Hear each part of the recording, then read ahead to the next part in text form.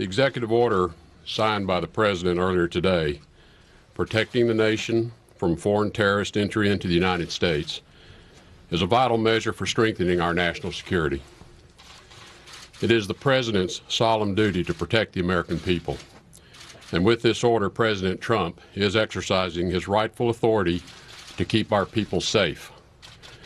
As threats to our security continue to evolve and change, common sense dictates that we continually reevaluate and reassess the systems we rely upon to protect our country.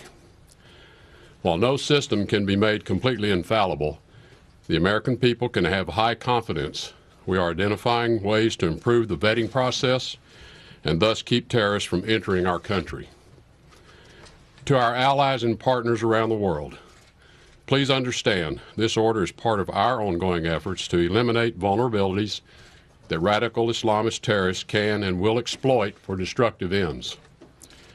The State Department will coordinate with other federal agencies and implement these temporary restrictions in an orderly manner. Our embassies and consulates around the world will play an important role in making sure that our nation is as secure as it can be.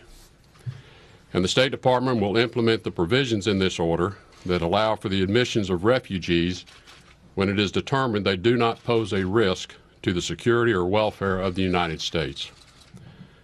Upon the President's initial executive order issued on January the 27th, the State Department's Consular Affairs and Diplomatic Security offices immediately undertook a review in coordination with the Department of Homeland Security to identify additional measures that would strengthen our vetting of those seeking entry to the United States from 7 named countries.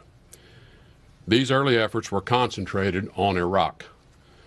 Iraq is an important ally in the fight to defeat ISIS, with their brave soldiers fighting in close coordination with America's men and women in uniform. This intense review over the past month identified multiple security measures that the State Department and the government of Iraq will be implementing to achieve our shared objective of preventing those with criminal or terroristic intent from reaching the United States.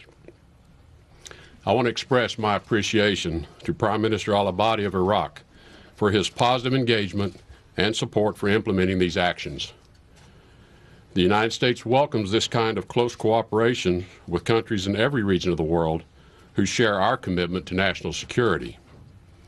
This revised order will bolster the security of the United States and her allies.